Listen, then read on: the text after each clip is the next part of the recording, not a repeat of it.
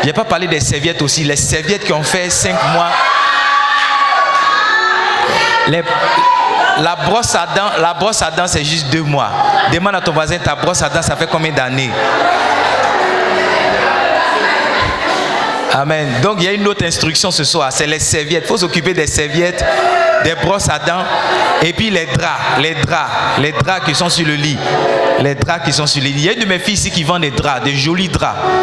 Cette semaine, mon épouse a mis un joli drap sur le lit. Je lui ai pas dit pour qu'elle fasse le malin, mais je lui ai fait comme si je n'ai pas vu. Amen.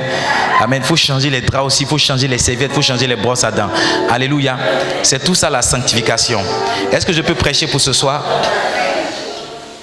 Marcher dans la sanctification. Comment marcher dans la sanctification? Je vais partager avec vous 10 clés. J'espère pouvoir finir. Si je n'ai pas fini, on va se retrouver le mois prochain. Amen. Je cite rapidement les clés pour vous. La première clé, c'est comprendre la grâce. Il faut noter. Et puis tout à l'heure, on va en débattre. Si je ne finis pas, au moins tu auras entendu toutes les clés. La première clé, c'est comprendre la grâce. Il faut noter. La deuxième clé, j'ai écrit ici, c'est faire appel à Dieu. La deuxième clé, c'est faire appel à Dieu. La troisième clé, c'est veiller sur son cœur. La troisième clé, là comme c'est mon message, c'est dans mon fichier là-bas. La troisième clé, c'est veiller sur son cœur. Première clé, c'est comprendre la grâce, comprendre la grâce. Deuxième clé, c'est faire appel à Dieu. Troisième clé, c'est veiller sur son cœur. Quatrième clé, c'est la sagesse de l'abstinence. Abstinence avec E, pas avec A. Abstinence, le nance là, c'est avec E, pas avec A. La sagesse de l'abstinence. Deuxième clé, cinquième clé, c'est la sagesse de l'évitation. Amen. Tu peux mettre évitation simplement. Sixième clé, c'est la sagesse de l'éloignement. Tu peux mettre éloignement simplement. Sixième clé, c'est l'éloignement. Cinquième clé, c'est l'évitation.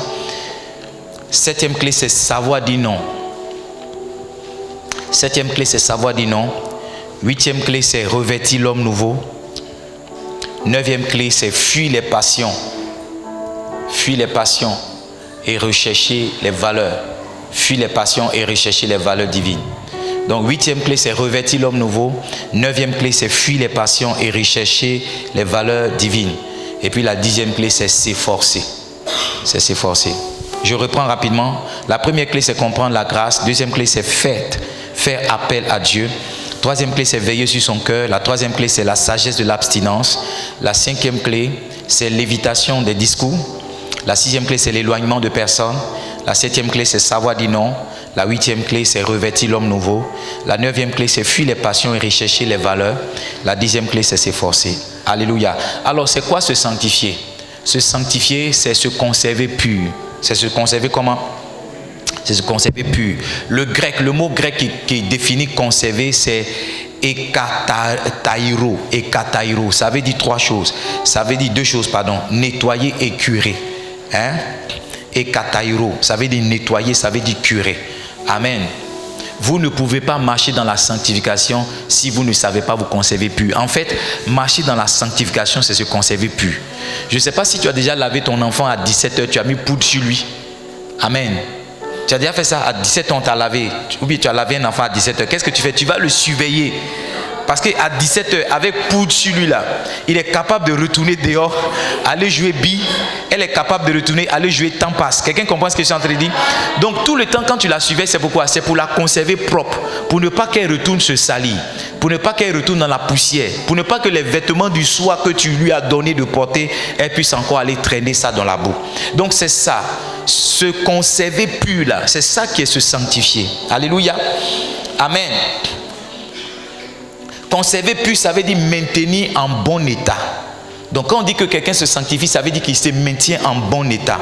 Éphésiens chapitre 2 verset 19 dit: ainsi donc vous n'êtes plus étrangers ni des gens du dehors, mais vous êtes concitoyens des saints, gens de la maison de Dieu. Amen. Se conserver pur, c'est maintenir hors de toute atteinte destructive. C'est ce que j'ai écrit ici. Maintenir hors de toute atteinte destructive. Ça veut dire c'est te placer d'une position qui est telle qu'on ne peut pas te détruire. Le péché est le moyen par lequel le diable détruit les enfants du Seigneur. Le péché est le moyen par lequel le diable détruit les enfants de Dieu. Se conserver pur, c'est apporter les soins nécessaires pour empêcher qu'une chose ne se gâte ou bien ne périsse. C'est pas ça, ne pourrisse. Quand tu veux conserver un poisson, qu'est-ce que tu fais? Tu lui accordes, tu mets au congélateur, donc tu lui accordes les soins pour ne pas que... Alors, pour ceux qui n'ont pas de congélateur, comme les bateaux qui sont en mer, ils mettent du sel. Tu vois, c'est pourquoi le thon est salé. Le thon, ce n'est pas un poisson qui est salé naturellement. C'est le sel qu'on met sur le thon pour le conserver là. C'est ça qui fait que quand tu vas manger garba, il y a sel dans le poisson. Tu comprends? Donc, on prend des dispositions pour ne pas que le poisson là qu'on a pêché puisse pourrir. C'est ça, se conserver pur. C'est prendre des dispositions pour ne pas que tu pourrisses, pour ne pas que tu gâtes. Une disposition, ça peut être peut-être le jeûne. Ça peut être peut-être une introspection. Réfléchis sur ta vie. Qu'est-ce que j'ai fait ces temps-ci? Qu'est-ce que je n'ai pas fait ces temps-ci? Une disposition, ça peut être la repentance. Oh, j'ai fait telle chose. Pour ne pas que je me gâte, je vais me repentir et retrouver à nouveau la grâce de Dieu sur moi. 6 choses importantes que je veux que tu notes qui concernent la sanctification. Note ça pour moi. 6 choses importantes que tu dois noter qui concernent la sanctification. La première, c'est que, slow down, volume. Le 10 de volume. La première chose, c'est que la sanctification est le gage de notre protection, la garantie de notre sécurité. Dieu protège tout homme qui se sanctifie. Dieu protège quoi? Tout homme qui se sanctifie. En fait, hier, je vous ai dit que le péché nous sépare de Dieu, n'est-ce pas? Et je vous ai dit que l'une des marques de la présence de Dieu dans notre vie, c'est la présence des anges. En Psaume, c'était Psaume combien? Psaume 34. Il dit, l'ange de l'Éternel campe auprès de ceux qui le craignent et il les arrache du danger. Mais quand quelqu'un a commencé de pécher, Dieu se retire de lui. Donc ça veut dire qu'aussi longtemps que tu marches dans la sanctification, Dieu est avec toi et il te garde. Dieu est avec toi et il veille sur toi. En Job, le chapitre 1, le verset 14, Satan lui-même va dire, est-ce de manière désintéressée que Job te craint? Est-ce que tu n'as pas béni sa maison? Est-ce que tu ne l'as pas protégé? Est-ce que tu ne l'as pas gardé? Alléluia. Est-ce que tu n'as pas veillé sur lui? Donc quand un homme vit dans la sanctification, c'est le gage qui sera protégé par Dieu. C'est pourquoi lorsque Job a commencé à avoir tous ses malheurs, il a dit, mais je n'ai pas péché. Pourquoi est-ce que je vis toutes ces choses? Ses amis sont venus le convaincre qu'il avait péché. Ses amis lui ont dit, non, le type de malheur que tu as là, c'est des malheurs qui n'arrivent seulement qu'à ceux qui vivent dans le péché. Il dit, non, je n'ai pas péché. Je n'ai pas fait toutes ces choses. Donc quand un homme vit dans la sanctification, il est assuré de la protection de Dieu. La deuxième chose que je veux que tu notes sur la sanctification, c'est que la sanctification se recherche. Il y a ce qu'on appelle la sanctification de position, je vais en parler tout à l'heure, que nous avons eu par notre nouvelle naissance, alléluia. Mais il y a la sanctification, mon père spirituel l'appelle la sanctification progressive. Ça veut dire de devenir de plus en plus saint.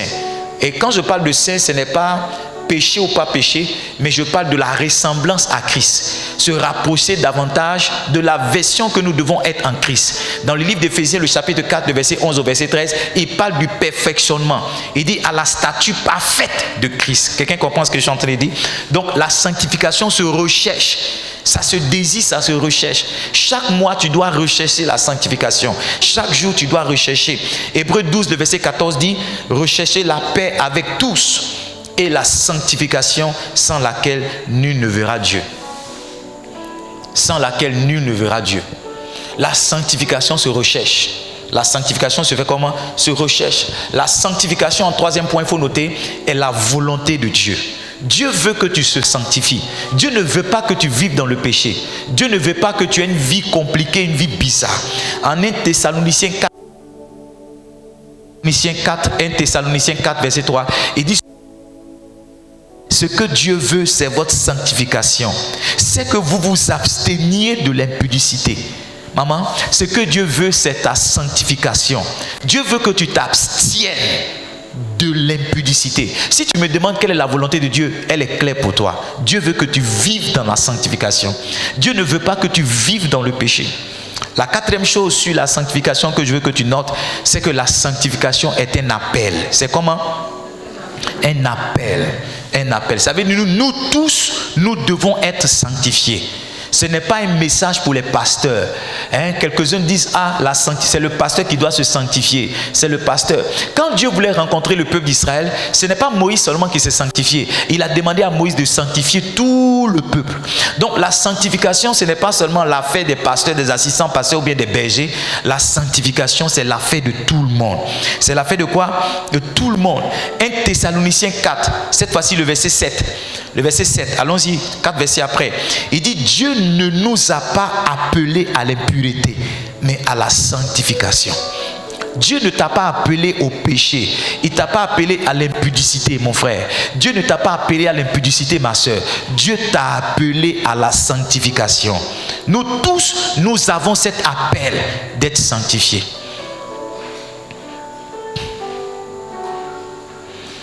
Cinquième chose sur la sanctification, c'est qu'elle est ta responsabilité. Je ne vais pas me sanctifier pour toi. Je ne vais pas jeûner pour toi. Je ne vais pas me purifier pour toi. La purification ou la sanctification, ce n'est pas quelque chose qu'on communique par imposition des mains. C'est c'est chaque personne qui travaille sur. Chaque personne travaille sur elle pour devenir saint, pour se sanctifier, pour ressembler à ce Christ-là.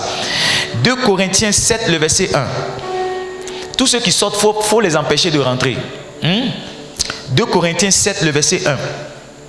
Ayant donc de telles promesses, bien-aimés, purifions-nous de toute souillure de la chair et de l'esprit en achevant notre sanctification dans la crainte. Donc il dit purifions-nous. Purifions-nous ici, c'est l'impératif présent. C'est pas ça? Purifie, purifions, purifier. Alléluia. Impératif présent, c'est ça non? Les temps de l'indicatif. Vous voulez qu'on fasse un peu de conjugaison? Ou bien c'est bon? Les temps de l'indicatif. Il y a combien de temps? Il y a combien de modes, c'est ça non? Mode indicatif, c'est ça? Mode impératif, mode subjonctif, mode conditionnel. C'est ça non? Voilà, mode indicatif, il y a le présent simple, le passé simple, le futur simple, le passé composé, l'imparfait, le plus que parfait. D'accord? Mode impératif, il y a l'impératif présent, l'impératif passé. Mode subjonctif, il y a subjonctif présent, subjonctif passé. C'est pas ça? Mode conditionnel, il y a conditionnel présent, conditionnel. Voilà. C'est pas ça? Conditionnel passé. Futur antérieur. C'est gratuit. Alléluia. Dieu m'a fait grâce, il y a une bonne mémoire. Il y a une mémoire de Fakouché. Alléluia. Donc c'est ta responsabilité. Ta responsabilité. Sixième chose enfin, c'est que la sanctification est une condition. C'est une condition. Si tu ne la remplis pas, il y a des choses que tu ne verras pas. Il dit rechercher la paix avec tous et la sanctification sans laquelle nul ne verra Dieu. Il y a des gens qui vivent dans le péché qui disent pasteur, je ne comprends pas pourquoi ma vie ne change pas.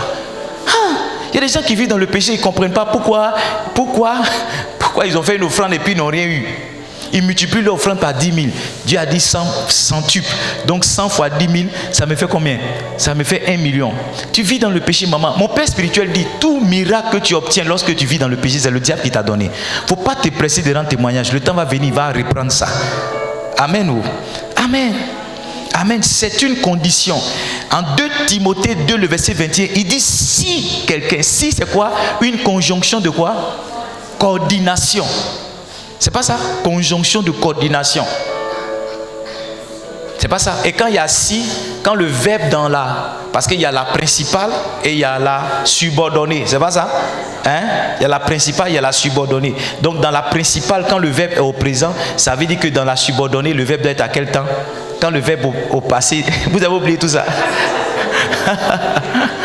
Par exemple, on dit, si j'ai 10 000, je paierai. C'est pas ça? Donc ça au conditionnel, c'est pas ça? Le verbe au conditionnel. Maintenant on dit si j'avais 10 000, j'aurais payé. C'est pas ça? Vous avez oublié? Vous avez oublié beaucoup. Oh, c'est pas grave. Ce soir on fait un peu de conjugaison. Que Dieu nous aide. Donc la sixième chose que je veux que tu notes sur la sanctification, revenons dans le message, c'est très important, c'est que la sanctification est une condition. Dieu attend que tu te sanctifies. Il a dit, je vais descendre parmi le peuple, mais sanctifie-les d'abord. Il a dit à Samuel, va dans la maison d'Isaïe, sanctifie-les, je viens là-bas. C'est une condition. Si la condition de la sanctification n'est pas remplie, Dieu ne se montre pas. Si la condition de la sanctification ne se fait pas voir. Dieu se fait voir lorsque la condition de la sanctification est remplie. Bien-aimé, c'est le top départ. C'est le commencement des commencements. Ne t'attends pas à de grandes instructions si tu n'as pas encore respecté la petite instruction de te sanctifier. La sanctification, c'est aussi se mettre à part. Ne pas ressembler à tout le monde. Oh, tout le monde fait ceci pour avoir ça. Tout le monde fait cela pour avoir ci. Tu n'es pas obligé de faire tout le monde. La sanctification, un homme est sanctifié lorsqu'il se met à part. Lorsqu'il se met comment? Il se met à part. Alors revenons dans le message. Comment maintenant marcher dans la sanctification? Comment marcher dans la sanctification? La première clé c'est quoi? La première clé c'est quoi? Comprenez la grâce. Alors, qu'est-ce que je veux dire par comprenez la grâce? Ou bien, qu'est-ce que le Saint-Esprit veut essayer de nous expliquer? Allons-y ensemble dans le livre d'Éphésiens. Éphésiens chapitre 1. On va lire le verset 3, verset 4. Est-ce que tu apprends? Est-ce que tu apprends quelque chose?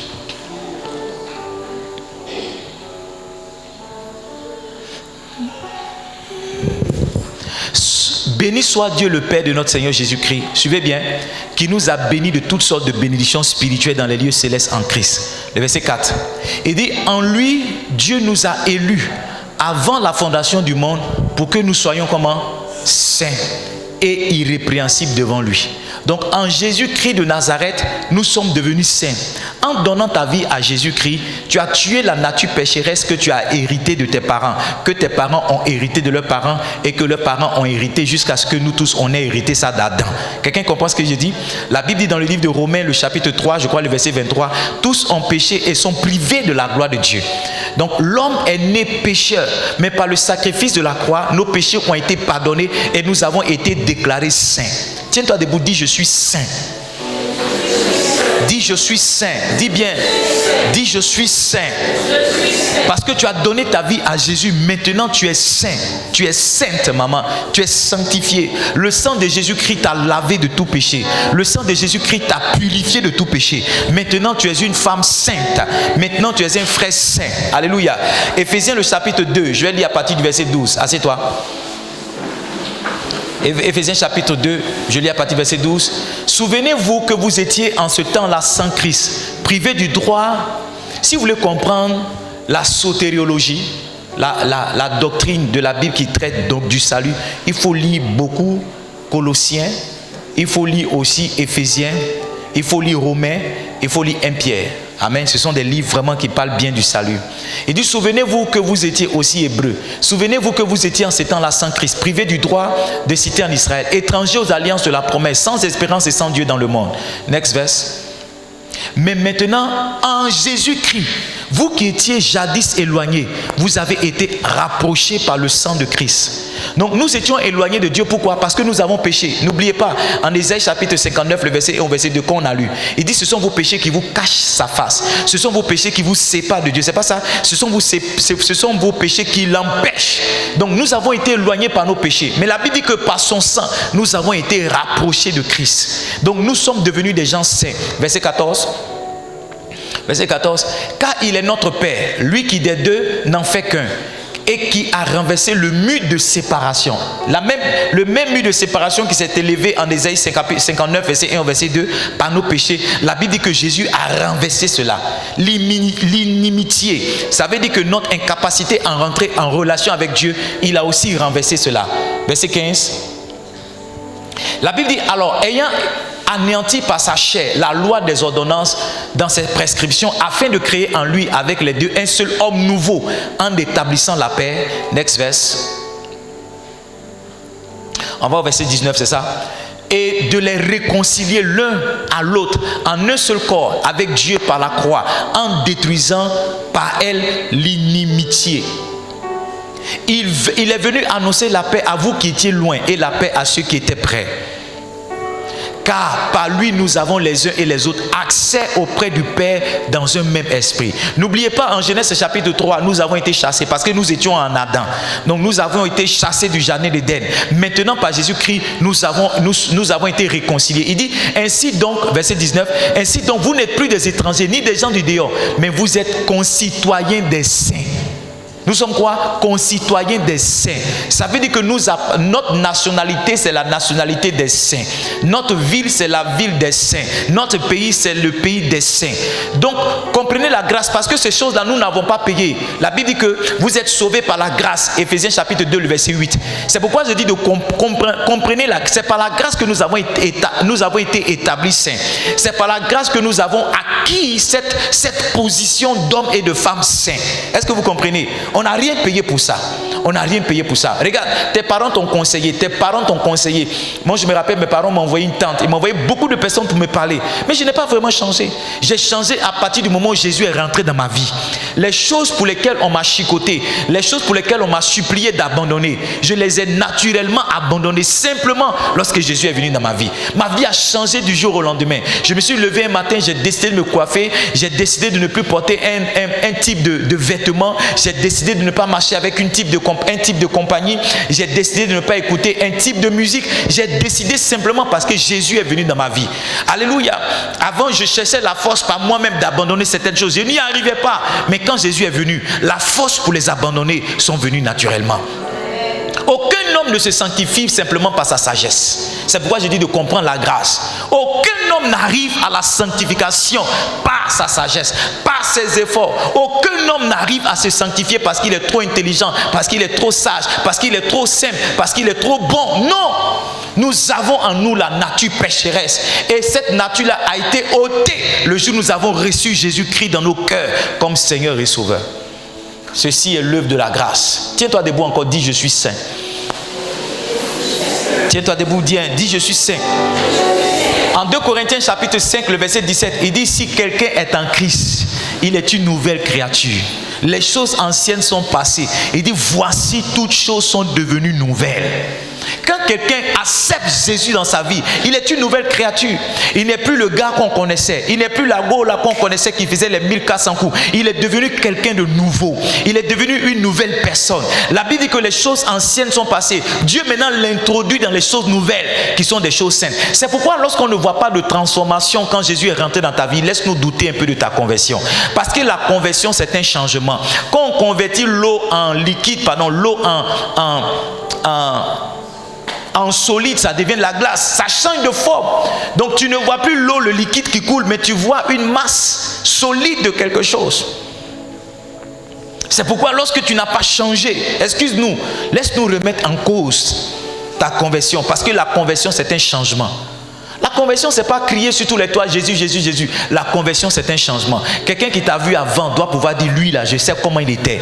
Maintenant, je vois ce qu'il est en train de devenir. Quelqu'un qui te connaissait avant dit oh lui là, je sais comment il était. Je sais maintenant comment il est devenu. Il est devenu, pardon. Tu dis tu as donné ta vie à Jésus, mais tu es toujours avec ta go d'avant. Tu es toujours avec ton gars d'avant. Et tu essaies de lui parler de Jésus. Ça ne marche pas. Ça ne marche pas. Tu dis tu as donné ta vie à Jésus, mais tu es toujours dans les cabarets en train de boire l'eau de mer. Ronaldo R9. Tu es en train de boire avec les racines. Tu dis non, les racines ça creuse. Tu vas creuser ton estomac, un jour ça va se percer.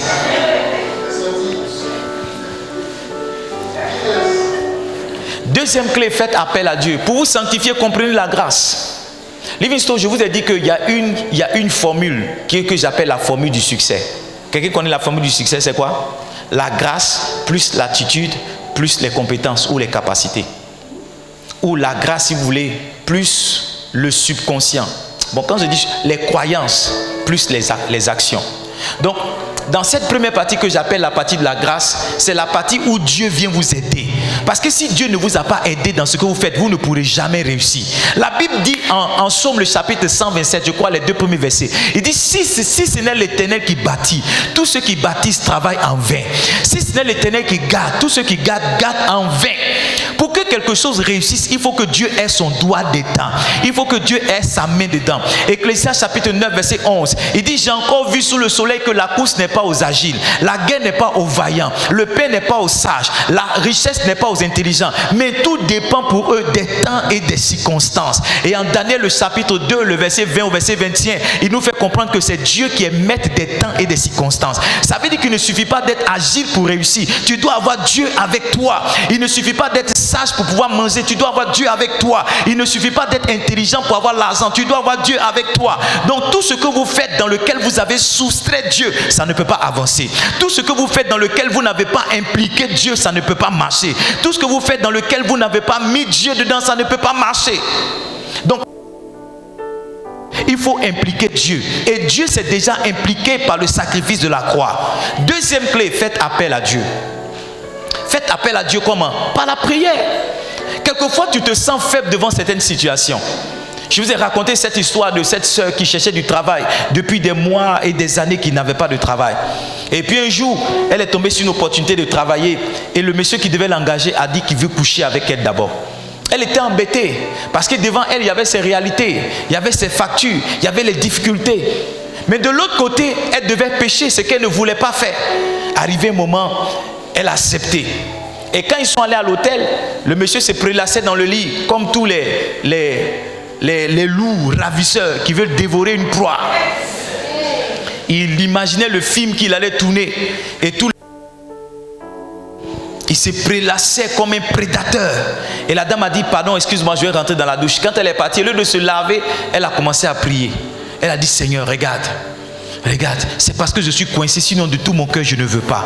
De tout mon cœur je ne veux pas. De tout mon cœur je ne veux pas. Je suis vraiment coincé. Et le monsieur, quand il a entendu la prière de la dame, il lui a dit, madame, je vais te donner le travail, pardon. On n'a qu'à quitter ici. Parce que affaire où tu es en train d'appeler Dieu dans ma vie là.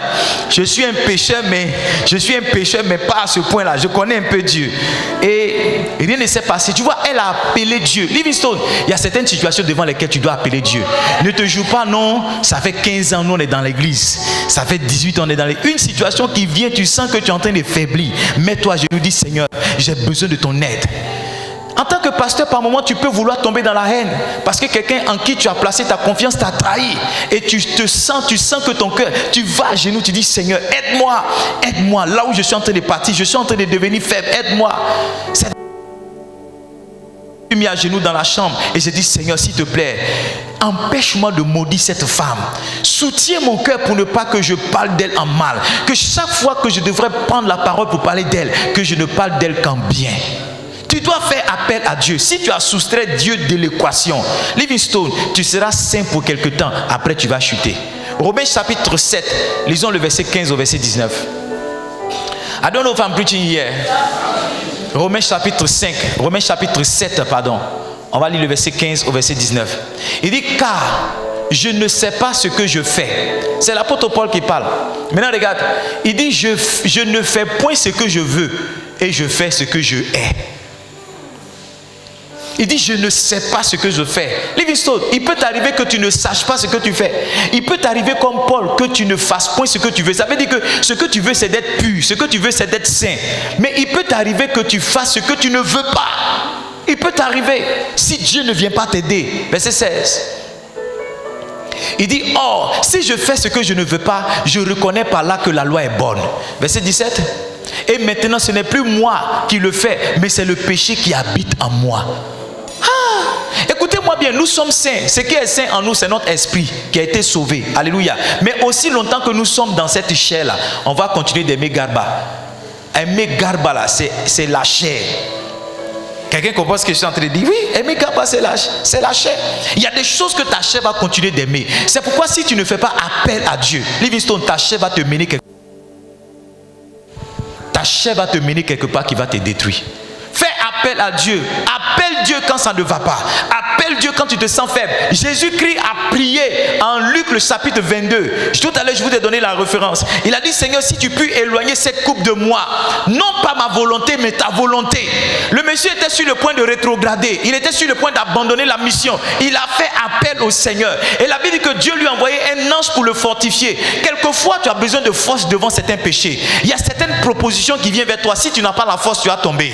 Il y a certaines propositions, bien aimé, si tu n'as pas la force, tu vas tomber. Tu peux être un pasteur puis quelqu'un t'appelle, viens, je vais te donner 1 million. Alors que tu regardes ton loyer est impayé depuis des mois. Tu regardes tes factures t'attendent. Tu regardes tes enfants, c'est la rentrée, ils ne se sont pas encore inscrits. Voici la liste de leur fourniture qui t'attend. Et tu regardes, tu as envie d'aller de l'autre côté.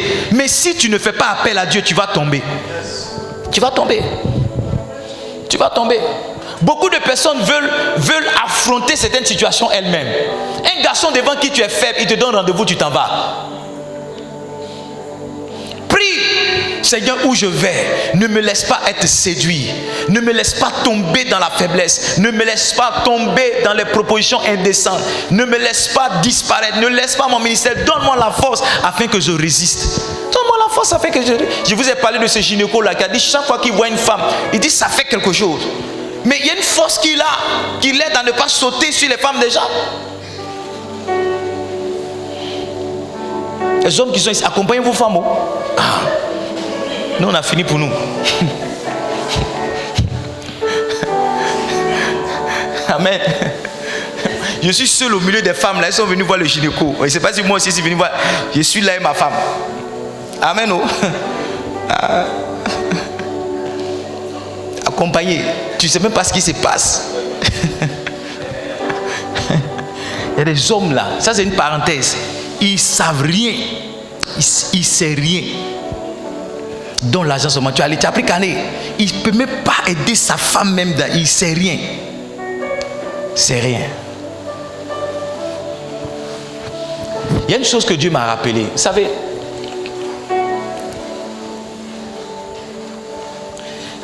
quand mon épouse était enceinte de Ford et de Kéran, c'est à l'époque les smartphones, ça commençait à sortir. Il y avait les téléphones avec écouteurs et please check the sound. There is a noise inside. Oh, is it the speakers here? Et mon épouse écoutait beaucoup la musique. Beaucoup la musique. Maintenant, est-ce que c'est ce qui fait que mes enfants aiment la musique? C'est ce que j'essaie de dire. Amen. Donc, si tu n'as pas encore fait d'enfant, ton prochain enfant, il faut mettre musique. Amen. Tu mets musique sur ton ventre comme ça. Musique chrétienne. Est-ce que tu sais que les enfants réagissent? Vous savez, les mamans, vous savez ça. Vous savez ça. Et puis vous mettez dans palabre. Il y en a même qui vont au maquis. Ton enfant n'est même pas encore né. Il est déjà DJ. Il est déjà DJ. Bébé DJ. Bébé DJ bébé. Il n'est même pas encore né, mais tu l'as déjà initié au coupé décalé, aux atalakou et aux roukaskas. Amen. Il y a des choses, les gens pensent que c'est chez les blancs seulement. Ça marche aussi chez les noirs. Vous, quand vous êtes enceinte, vous partez voir vos grands-mères, elles mettent kaolin sur vous, ces kaolins là. C'est ça qui vous aide. Alors qu'il y a d'autres choses que vous pouvez faire. Les femmes blanches, elles vont à la salle de sport pour faire les mouvements. Là, l'accouchement, ça sera facile. Toi, tu n'as fait aucun mouvement. Maintenant, tu vas dans la salle d'accouchement, tu cries jusqu'à... Ça, c'est une parenthèse. Tu cries jusqu'à... comme si on t'a envoyé. Alors qu'il y a des choses que tu peux faire, ça va aider. Quelqu'un dit, mais il dit ça là, est-ce que lui-même a déjà accouché? Que Dieu te fasse. Il n'y a pas besoin d'accoucher pour te donner les bons conseils. Amen. Amen. Que Dieu nous aide. La première clé, c'était quoi pour marcher dans la sanctification? Comprendre la grâce de Dieu. Quelqu'un a compris ce que je veux dire par la grâce, comprendre la grâce de Dieu? La deuxième clé, c'est quoi? Faire appel à Dieu. Livingstone, nous sommes tous faibles. Moi, que vous voyez votre pasteur, je suis faible. Hein? Je suis faible. Je demande la grâce de Dieu. Je dis, Seigneur, aide-moi, fortifie-moi. J'ai besoin de toi. Je ne me dis pas, oh, on connaît ça, on maîtrise. Non. Maîtrise. La troisième chose que tu dois faire pour marcher dans la sanctification, maintenant on va rentrer dans la partie de l'attitude. Les deux premières clés que j'ai partagées, ça concerne la grâce. Ça veut dire l'intervention de Dieu. Le rôle de Dieu dans ta sanctification. Le travail que Dieu doit faire pour t'aider à te sanctifier. Premièrement, c'est de te faire comprendre ce que Jésus-Christ a accompli à la croix. Deuxièmement, c'est de t'aider quand tu fais appel à lui. La troisième clé, on rentre maintenant dans les clés que j'appelle les clés de l'attitude. Amen. Et l'attitude, vous savez, le caractère d'un homme est défini par la qualité de son cœur. L'attitude qu'un homme, la manière qu'un homme a de se comporter est rattachée à son cœur. Il dit en Proverbe chapitre 4 verset 23, il dit garde ton cœur plus que tout autre, car de lui sortent les sources de la vie. Ce qu'un homme devient, ce qu'un homme fait, tel un homme se comporte, ça a commencé d'abord dans son cœur. C'est pourquoi quand on dit que quelqu'un a gros cœur, c'est pas parce qu'on a pesé son cœur que son cœur est gros, bien c'est pas parce qu'on a vu, mais c'est à travers ses réactions, à travers son comportement. On dit toi tu as gros cœur ou bien tu es orgueilleux. Donc le comportement, le caractère de quelqu'un commence d'abord dans son cœur. Ça veut dire que pour qu'un homme devienne pécheur ou bien saint, c'est défini d'abord dans son cœur. Tu dois veiller sur ton cœur. Si tu ne veilles pas sur ton cœur, tu vas pécher. Tu as fait quoi? Tu vas pécher. Tu vas pécher. Cette partie-là, je ne vais pas être... Il y a beaucoup de choses que j'ai écrites, mais je veux simplement partager un verset avec vous pour que vous compreniez. Matthieu chapitre 5, verset 28. Matthieu chapitre 5, verset 28. Viens au verset 27. On va lire verset 27 pour qu'on comprenne mieux. Il dit, vous avez appris qu'il a été dit, tu ne commettras point d'adultère.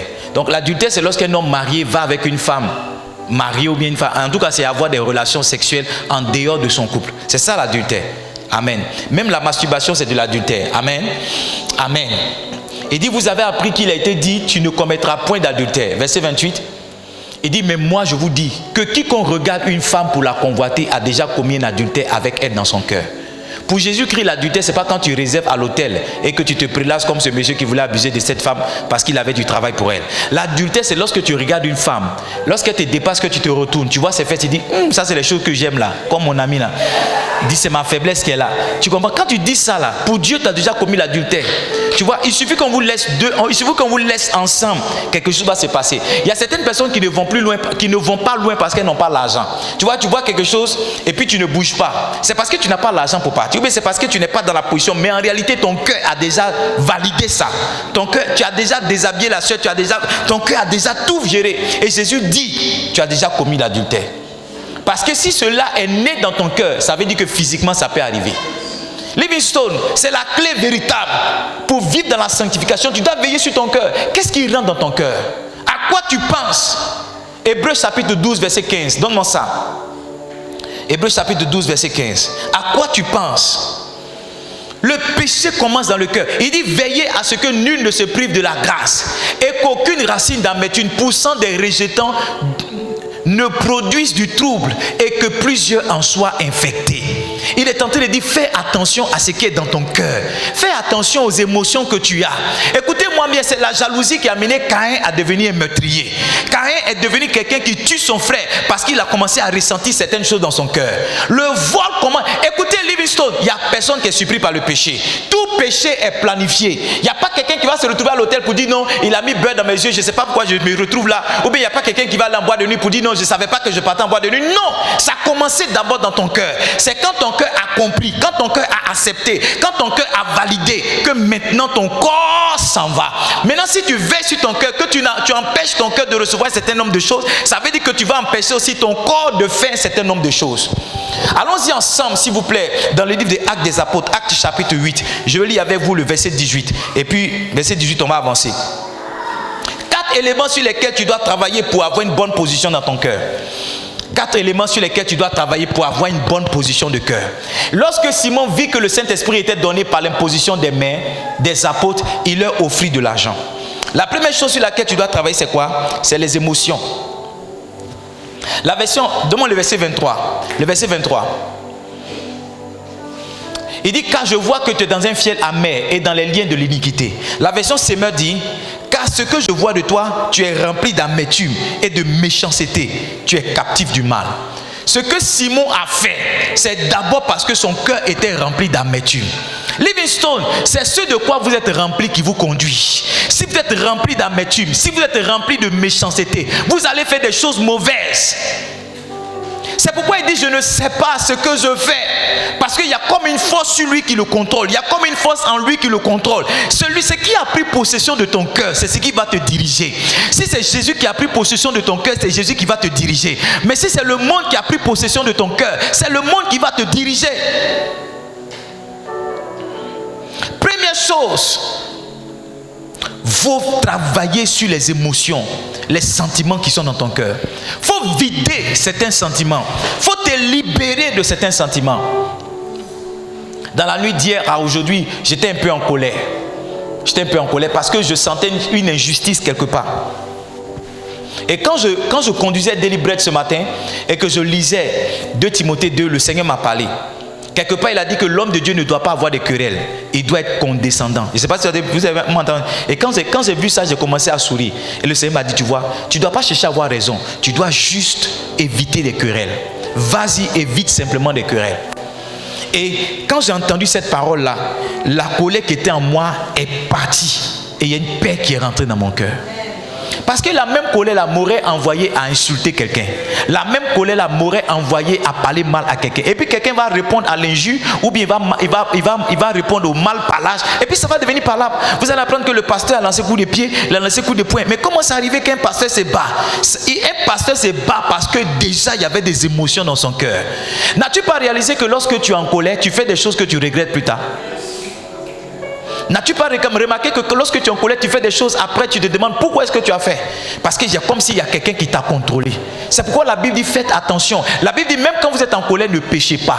Parce que la colère amène un homme à pécher naturellement. Quand tu es en colère, tu n'es pas loin de pécher. C'est pas que tu veux pécher, mais il y a quelque chose qui est rentré dans ton cœur qui te pousse à pécher.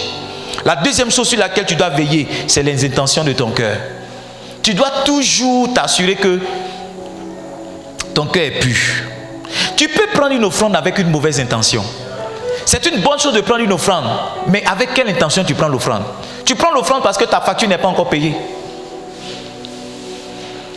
Tu peux prêcher Jésus-Christ. La Bible dit dans Philippiens chapitre 1, je crois à partir du verset 15. Il dit il y en a qui prêchent Christ par vaine gloire. Il y en a qui prêchent Christ pour se faire voir. C'est une bonne chose pour prêcher. Jésus même nous a dit de prêcher. Mais il y en a qui le font avec une mauvaise intention. Livingstone, ce n'est pas l'action que Dieu acclame, c'est l'intention qui valide.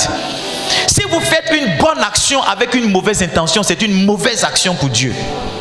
Et beaucoup de personnes sont tombées dans le péché parce que leur intention à la base n'était pas bonne. Leur motivation à la base n'était pas bonne. Il dit quelques-uns, ils prêchent Christ par envie et par esprit de dispute. Mais d'autres le prêchent avec des dispositions bienveillantes. Quelles sont les dispositions qui sont dans ton cœur?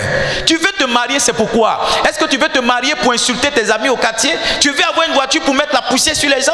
Parce qu'un jour, une voiture est passée sur toi, l'eau s'est versée. Toi aussi, tu veux avoir une voiture pour renverser l'eau sur les gens. Tu vois? Tu veux une bonne chose. Ce que tu veux, c'est une bonne chose, mais la motivation avec laquelle tu demandes n'est pas une bonne chose. Et si tu as la chose avec une mauvaise motivation, cette chose-là, tu vas la prendre pour faire du mal avec. On peut prendre un couteau pour couper des oignons et faire de bonnes omelettes. Alléluia. Mais quelqu'un qui a de mauvaises motivations peut prendre un couteau et puis égorger les gens dans une maison. Jacques le chapitre 4, le verset 2. Il dit vous demandez, vous ne recevez pas parce que vous demandez mal. Il dit vous demandez pour assouvir vos besoins, pour assouvir votre convoitise. Donc une bonne demande est une bonne demande lorsque l'intention est correcte. Lorsque l'intention est correcte. C'est que tu es en train de demander à Dieu là. Tu la demandes, tu lui demandes ça avec quelle intention? Acte chapitre 8, le verset 22. Acte chapitre 8, verset 22. La version Semeur dit détourne-toi du mal qui est en toi et demande au Seigneur de te pardonner. S'il est possible d'avoir eu de telles intentions à ton cœur. Ça veut dire que l'intention avec laquelle Simon a demandé l'onction, c'était pas seulement pour que les gens soient oints, c'était pour plus tard pour qu'ils puissent marchander, monnayer l'onction. Donc il demandait une chose que nous tous nous demandons, mais il a demandé avec une mauvaise intention. Un jour Dieu m'a corrigé, je demandais la croissance de l'église. Dieu a dit hey, tu demandes la croissance de l'église pourquoi? Tu veux que les dîmes augmentent ou bien les offrandes augmentent? Si c'est ça seulement, ce n'est pas une bonne motivation, petit. Change cette motivation et tu verras l'église va grandir. Faites attention à vos pensées. Vous savez combien il y a des gens qui sont là, qui sont en train de penser à leur foutu. Il y a des gens qui sont assis ici, qui sont en train de penser comment ils vont dormir à leur mari, comment ils vont dormir à leur soeur. Tu vois, tu as l'église et puis tu es en train de pécher. Parce que beaucoup de personnes pensent que les péchés, ça se limite seulement aux actions. Je n'ai pas parlé de ça. Il y a des péchés qu'on appelle les péchés de la langue. Il y a des péchés qu'on appelle les péchés de l'âme. Il y a des péchés qu'on appelle les péchés aussi de pensée. Il y a des péchés même qui sont des omissions. Ne pas oublier de faire ce que Dieu t'a dit de faire, c'est aussi un péché. Faire le contraire de ce que Dieu t'a dit de faire, c'est aussi un péché. Mais il y a des péchés qui sont des péchés dans la pensée. Tu as assis ici, mais tu as déjà déshabillé ta voisine. Hein? Est-ce que je peux prêcher? Tu as assis ici, mais Dieu seul sait. Si on pouvait projeter les pensées des gens sur les écrans, c'est-à-dire, dès que tu penses à quelque chose, ça vient sur les écrans comme ça, tu allais être surpris de la pensée même du pasteur. Hein? C'est Dieu qui nous aide. Hein? Dieu qui nous aide. Votre imagination, c'est quoi? Acte 8, verset 20. On est toujours dans l'histoire de Simon. Il dit, Pierre lui dit, que ton argent périsse avec toi, puisque tu as cru que le don de Dieu s'acquiert à prix d'argent. Le fait qu'il ait pensé à ça là, il dit, va te repentir. Ça c'est un péché. Pourquoi tu peux penser ça? Pourquoi tu peux penser ça? Il dit, répands-toi donc de ta méchanceté et prie le Seigneur pour que la pensée de ton cœur te soit pardonnée. Il dit, prie le Seigneur pour que la pensée de ton cœur te soit pardonnée. Il n'a pas dit ton action, la pensée que tu as eue là, demande à Dieu de te pardonner. Livingstone, quand on va se repentir en général, on se repent pour nos actions, mais on ne se repent pas pour nos pensées. Est-ce que je prêche ici ce soir? On ne se repent pas pour nos pensées. On se repent, oh Seigneur, pardonne-moi, je n'ai pas prié à Daily Bread. Pardonne-moi, j'ai trop mangé foufou. J'ai trop mangé à Tchéké. Oh, tu as dit de ne pas faire excès de table. Oh, mais et les pensées que tu as eues là, quand tu pensais mal de ton patron, quand tu pensais mal de ta voisine, quand tu pensais mal de ton mari, quand tu pensais mal, qui va venir pardonner ça? C'est moi qui vais venir prier à Dieu pour faire la repentance de ça? Livingstone, je pense que le Seigneur est en train d'ouvrir notre cœur sur quelque chose. Une chose qu'on a toujours négligée ou bien sous-estimée, qui est les péchés de nos pensées. Il dit, demande à Dieu. Il dit que le Seigneur te pardonne. Il dit, prie le Seigneur pour que la pensée de ton cœur te soit pardonnée. Philippiens 4, verset 8, il dit, au reste, frère, que tout ce qui est vrai, tout ce qui est honorable, tout ce qui est juste, tout ce qui est pur, tout ce qui est aimable, tout ce qui mérite l'approbation, tout ce qui est vertueux et digne de louange, soit l'objet de vos pensées. Si ta pensée ne répond pas à ces caractéristiques, c'est une mauvaise pensée. Si ta pensée n'est pas vraie, si ta pensée n'est pas honorable, si ta pensée n'est pas juste, si ta pensée n'est pas aimable, si ta pensée ne mérite pas l'approbation, si ta pensée n'est pas vertueuse, si elle n'est pas digne de louange, alors ta pensée est une pensée pécheresse. Une pensée d'impie. Quatrième chose à laquelle tu dois faire attention, c'est tes croyances. Ouais, c'est tes croyances. Ce qu'il y a dans ton cœur qui définit ton attitude, c'est l'ensemble de tes croyances. Il y a des gens qui croient que concubinage, ce n'est pas péché. Hello? Oui, il y a des gens qui sont persuadés que ce n'est pas péché. Et il y a des gens qui croient que tu peux avoir deux femmes, parce que la Bible dit Abraham avait Sarah et puis après qu'il a pris Agar. Il y a des gens qui croient que voilà, ils peuvent être des Salomon de nos temps. Il y a des gens qui croient en ça, donc ils ne se voient pas en train de pécher quand ils sont dans ça. Livingstone, fais attention à tes croyances. C'est tes croyances qui sont en train de limiter la main de Dieu dans ta vie. Ce sont tes croyances qui sont en train de t'amener à pécher. Il y en a aujourd'hui qui sont dans le syncrétisme. Il fait un peu au village, il fait un peu en ville, à l'église. Tu les vois, ils sont dans les fêtes de génération, les fêtes de couper igname, les fêtes de se piquer. Ils sont dedans. Mais ils sont aussi à l'église. Ils payent là-bas, ils payent ici. Mélange. Fais attention à tes croyances. Ce que tu crois là, c'est ça qui fait que tu pêches. Quand tu crois que tu es un super héros, que toi tu as défini, tu as fini le péché, un jour tu vas tomber.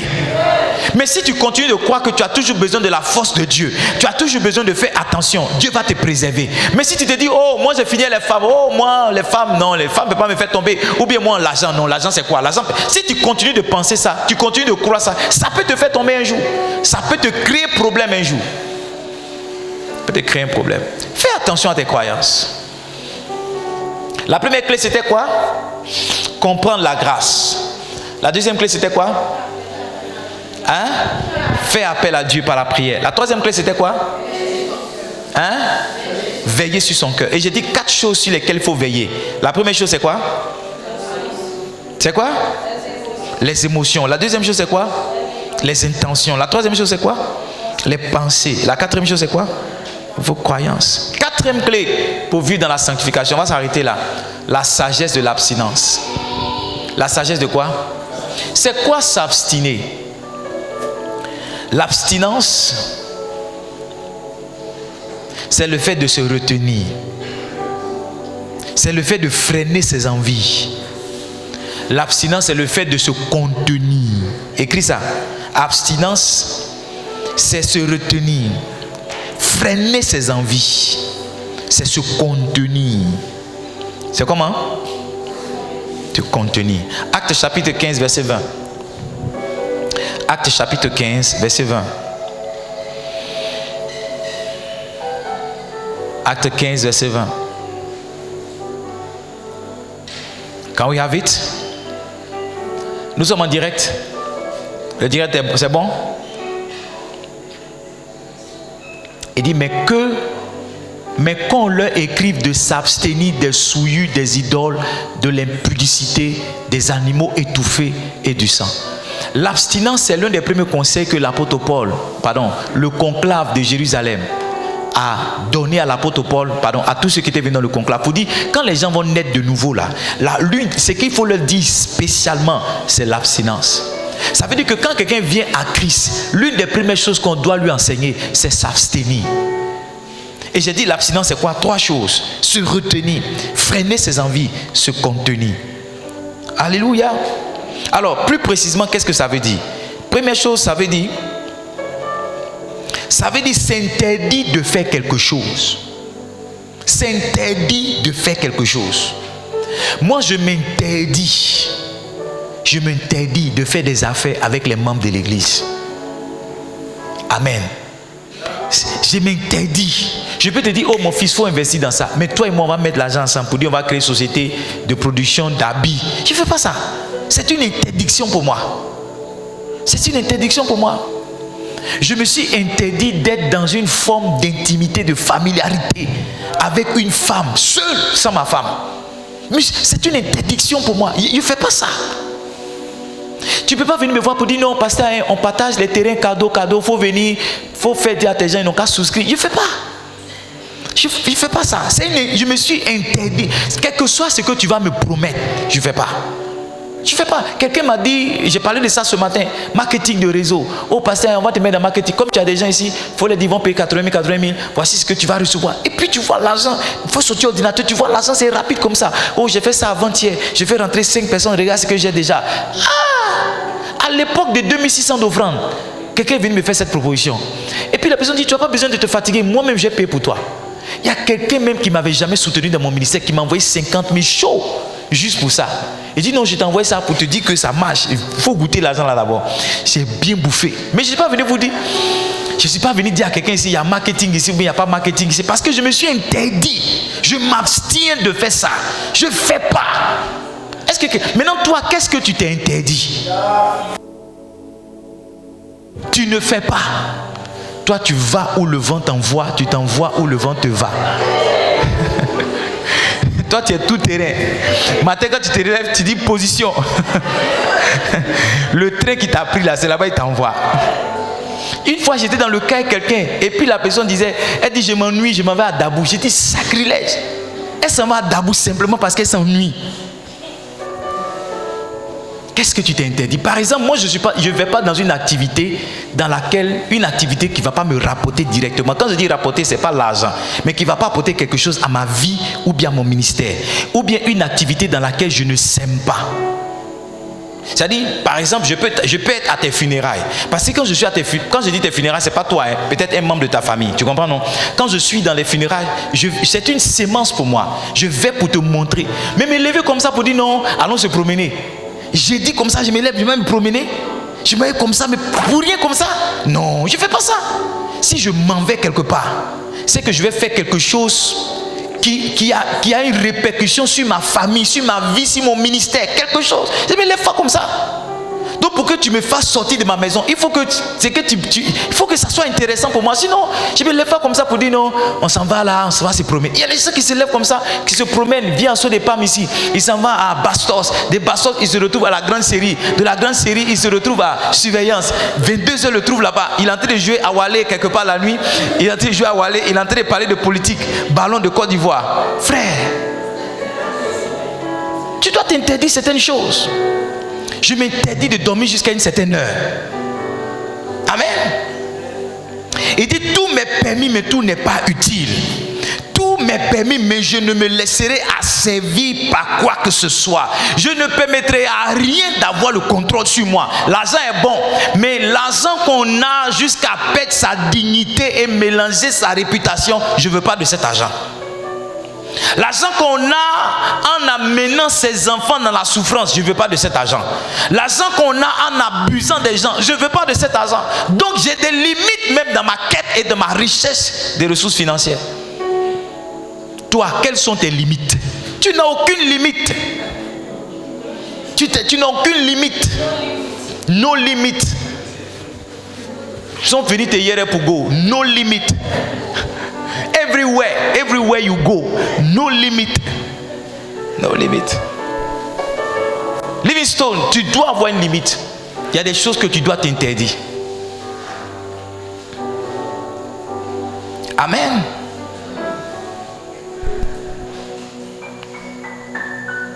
C'est quoi s'abstenir? S'abstenir, c'est se tenir en garde. C'est quoi? C'est se tenir en garde. C'est quoi s'abstenir? C'est le fait de ne pas prendre part à quelque chose. Ne pas participer.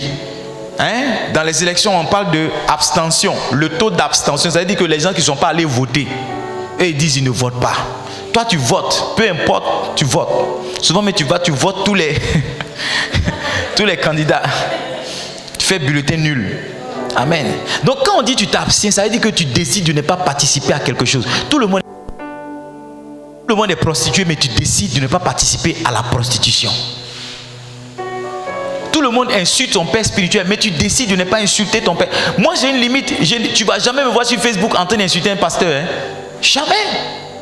Tu ne vas jamais me voir sur Facebook en train de faire un commentaire bizarre. Jamais. Tu ne vas jamais me voir en train de prendre téléphone. Oui, venez, Yagbere. Il y a un nouveau dossier. Tel pasteur, il est tombé aussi. Non, tu ne vas jamais me voir. Le jour où tu me vois faire ça, c'est qu'il y a un démon qui est rentré en moi. Si. Il dit à ma femme, le jour où tu vois que je ne veux plus manger poulet, c'est que je suis malade. Envoie-moi à l'hôpital, lui, envoie-moi chez mon père, ils vont prier pour moi. Donc je te donne ça aussi pour que tu m'aides. Le jour où tu me vois en train d'insulter un pasteur, faut me soulever pour m'envoyer chez mon père spirituel.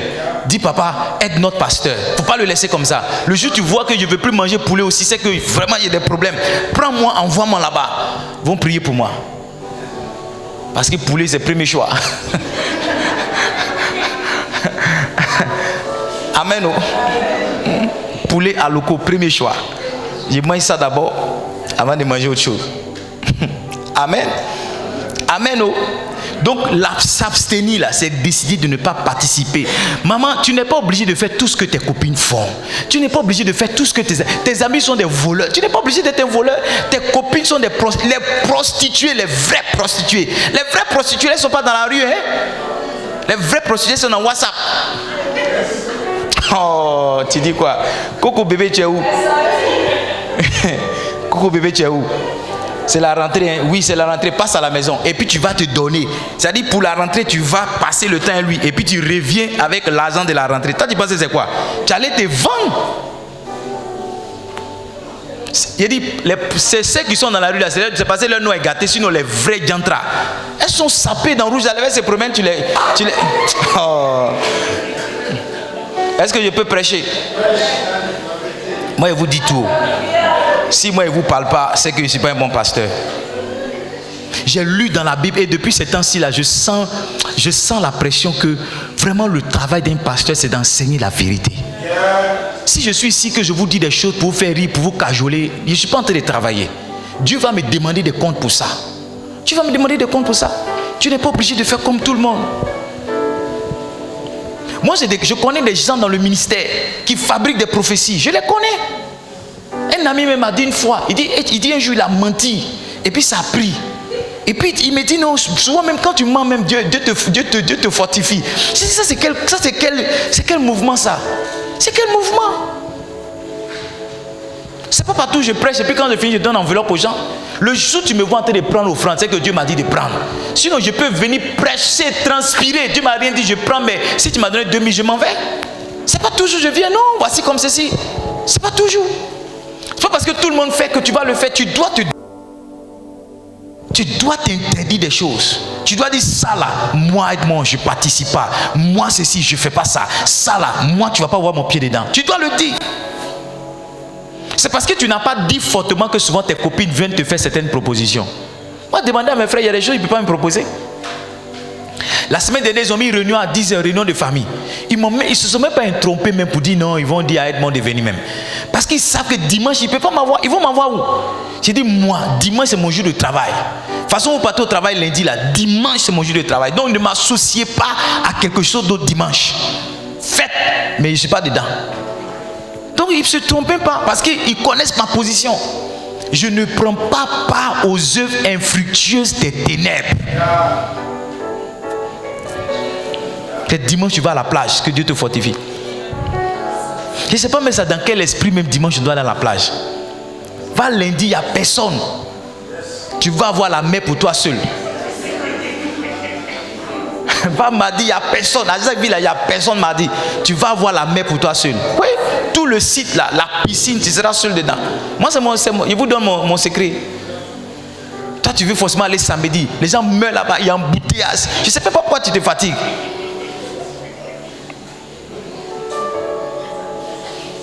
Amen. Cinquième sagesse.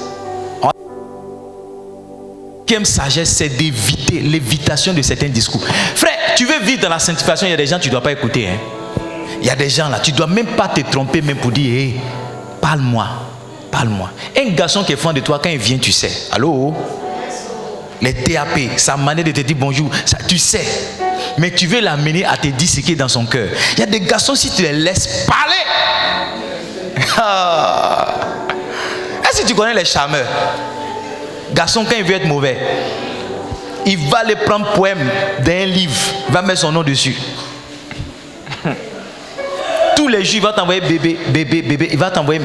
Il suffit de lui dire, monsieur, je ne veux pas que tu me parles comme ça, je ne veux pas, ça ne peut pas arriver. Dis-lui clairement. Mais tu joues le jeu. Non, comme il est amoureux, il faut aller doucement lui, il ne faut pas le choquer. Oh maman, tu viens d'arriver, garçon. Il va faire comme s'il fait pitié. Il va devenir bébé dans ta main comme ça. Le jour où tu vas le soulever, il va têter ton 50, tu vas te rendre compte. Oh. Est-ce que je peux prêcher? Au moins tu vas te rendre compte à ton sein dans sa bouche. Tu as dit, ah, mais le bébé, je voulais l'aider. Garçon, oh, quand garçon veut. Mes enfants, je suis en train de vous donner les docs pour sauver votre destinée. Nos mamans qui sont ici là, elles ont déjà été victimes. Elles comprennent de quoi je parle. Oh garçon, tu as dit non, comme c'est un frère de l'église. Il y a un frère là, on dit non, c'était sa première expérience. Il n'a jamais dragué une soeur. Donc comme il est venu, casse son cou mal. Si tu peux couper son cou pour jeter, jette son cou.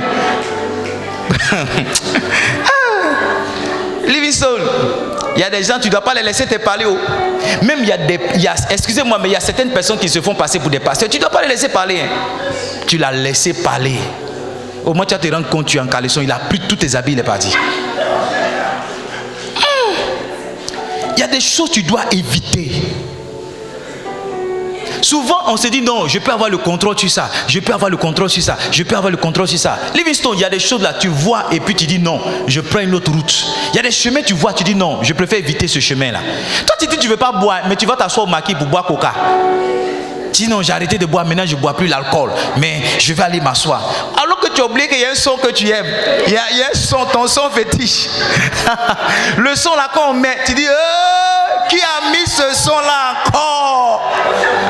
Donnez-moi quelque chose, il aime inspirer. D'inspiration là, on te soulève des caniveaux. On envoie chez ta femme. Ta femme dit, ah, mais c'est pas toi avant-hier, tu priais ici, Saint-Esprit. Tu as dit à ta femme que tu ne veux plus boire. Il y a quelqu'un qui acclame, tu as dit à ta femme c'est fini. Tu as dit à ta femme c'est fini. Mais tu t'es trompé, tu allais t'asseoir dans le coin. Tu dis tu ne veux plus boire, mais tu vas t'asseoir au Belledrome. Tu dis tu es creusé juste pour 100 francs. Ça ne va rien faire. Oui, ça ne va rien faire. Mais tu as oublié que toi, tu es un politique. Quand on commence à parler de politique, tu ne te lèves plus. Donc quelqu'un a envoyé à faire des PPA, RHDP, c'est fini. Tu dis maintenant envoyer un demi de... Oh, frère, il y a des choses là. Il faut éviter. Faut éviter. Quelqu'un envoie un discours façon, tu connais le terminus de ce discours-là, tu te tais. Mon frère, je préfère passer à autre chose. Il y a des choses qu'il faut éviter. Sixième clé, l'éloignement. On a fait la puissance des relations, n'est-ce pas? Et je vous ai dit qu'une relation est puissante parce qu'elle peut être un tremplin comme elle peut être un frein. C'est ce qu'il a dit, non? Il y a certaines relations dans lesquelles si tu te mets, ta vie chrétienne va s'arrêter. Il y a certaines personnes, si tu décides de marcher avec elles, ta vie. Livingstone, maman, il y a certains de tes amis là, si tu as donné ta vie à Jésus, il faut les laisser. Il faut les laisser. Faut jeter, merci ma fille, il faut les jeter.